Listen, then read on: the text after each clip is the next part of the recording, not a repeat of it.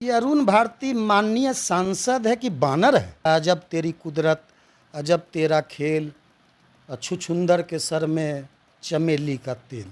माननीय विधायक हैं चेतन आनंद, उनको राजद का गुंडा बता रहा है। अब चेतन आनंद जी कहाँ ठाकुर का कुआं का पानी गया? चेतन आनंद जी विधायक हैं अब जनता दल यू के, जदयू का प्रवक्ता जो दिन भर प्रवचन देता है, उनसे आप जाके पूछिए कि चेतन आनंद गुंडा है, क्रिमिनल है कि अपराधी है। इलेक्शन कमीशन, चुनाव आयोग, तू इधर उधर की बात न कर। 65 लाख जो वोट काटा, तुमने किसका काटा ये बता। कई लोगों को तो कल हमने पूछा कि भाई, कहा कि हम तो हमारी मौत हो गई। लोग गहन परीक्षण किए। अरे यार, गहन पुनरीक्षण क्या हुआ है? गहन लाखों लाख वीडियो दिखा दे क्या? तो गाना था ना, मुन्नी बदनाम हुई डार्लिंग तेरे लिए। यह चुनाव आयोग बदनाम हो गया है, भाजपा तेरे लिए, आरएसएस तेरे लिए। लोजपा रामविलास के सांसद अरुण भारती ने चेतन आनंद पे सवाल उठा दिए। हालांकि चेतन आनंद आरजेडी छोड़ करके जदयू के साथ हो गए हैं, लेकिन कह रहे हैं कि 90 के दौर लाना चाह रहे हैं ये लोग। राजद विधायक है चेतन आनंद, उस पर सीधे उन्होंने तंज कसा है। वहीं एसआईआर के मुद्दे को लेकर के लगातार विवाद जो है वो बढ़ता जा रहा है और खूब सियासत भी हो रही है।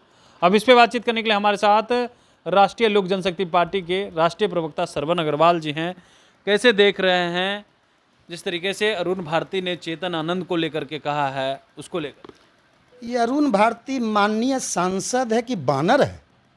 हमको तो लगता है इसको कुछ कैसे सांसद बना दिया है लोगों ने, कैसे ही सांसद बन गया है।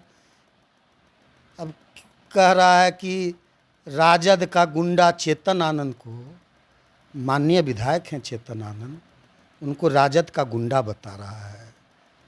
चेतन आनंद, अब अरुण भारती इसी को न कहता है अजब तेरी कुदरत, अजब तेरा खेल, छुछुंदर के सर में चमेली का तेल। तो ये लोग कैसे कैसे लोग सांसद बन जाते हैं, दुर्भाग्य लोकतंत्र का। अब ये इसको पता ही नहीं है कि जनता दल यू का सदन में जनता दल यू के विधायक के रूप में उसको मान्यता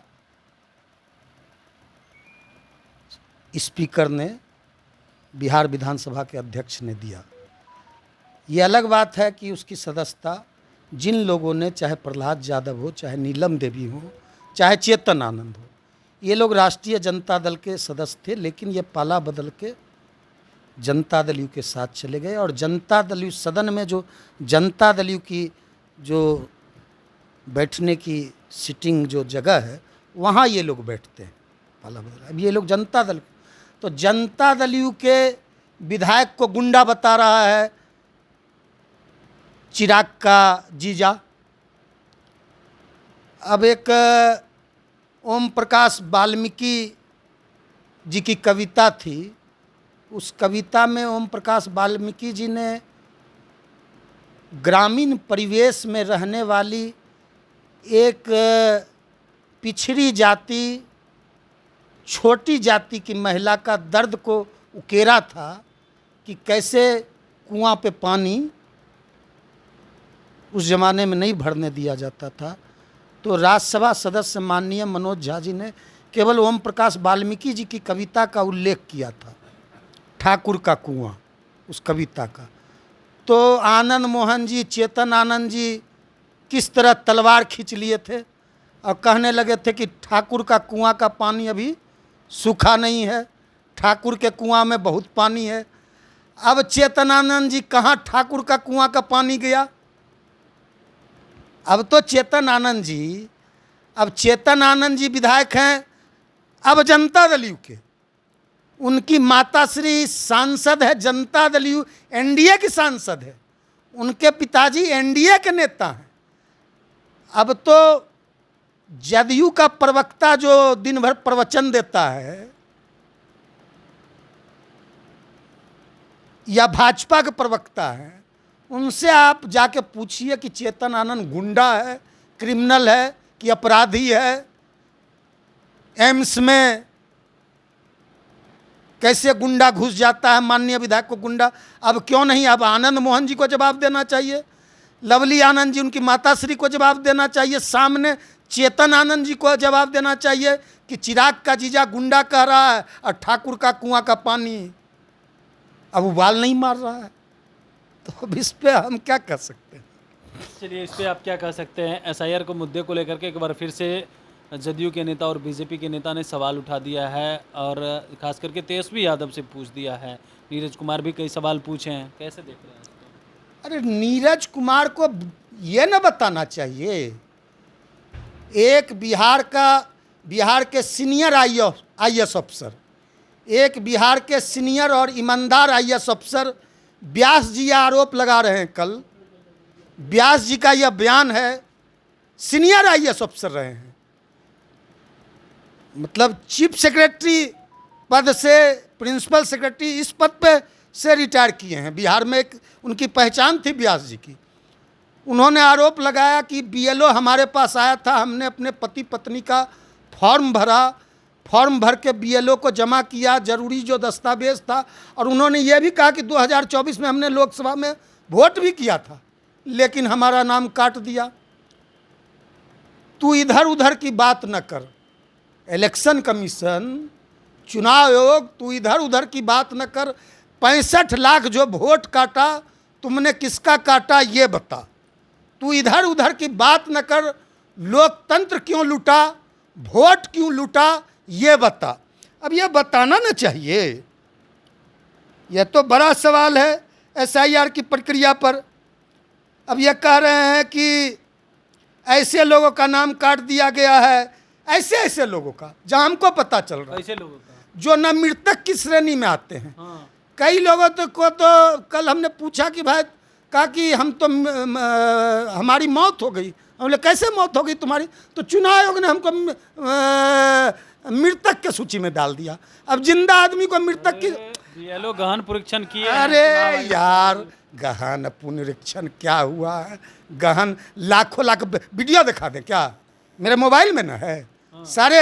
अब गोदी मीडिया की बात छोड़िए ना, अब मोदी मीडिया की बात छोड़िए ना, लाखों लाख फॉर्म लेके बीएलओ एक जगह पटना में हेडक्वार्टर में, गांव देहात कस्बों और पंचायत और जिलों की बात छोड़िए ना, पटना में बैठ कर लाखों लाख लोग, और एक पत्रकार दिल्ली से आके दिखा रहे थे तो एफआईआर किया गया। छोड़िए ना उस सब बात को, कैसे हुआ है? एक महीना में आपने 8 करोड़ लोगों का एकदम घरे घर 8 करोड़ वोटर के आप घर घर चले गए, 8 करोड़ वोटर का आप आवासीय ले लिए, सब कुछ ले लिए। यह सब बड़ा खेल हुआ है।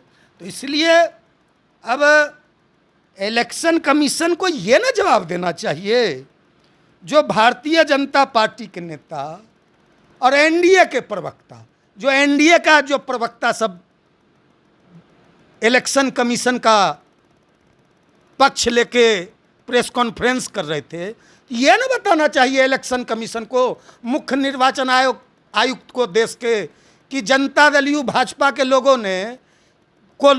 को भारतीय जनता पार्टी के लोगों को, जदयू के लोगों को, एनडीए के लोगों को इलेक्शन कमीशन ने बहाल कर दिया है अपने प्रवक्ता के रूप में।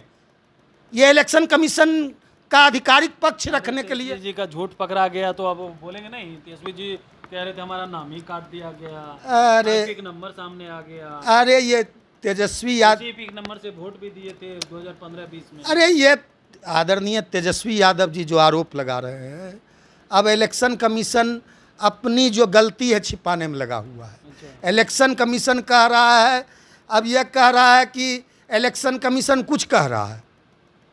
इलेक्शन कमीशन कह रहा है कि यह जो कल ईपिक नंबर आदरणीय तेजस्वी यादव जी ने दिखाया है, ऐसा कोई ईपिक नंबर है ही नहीं।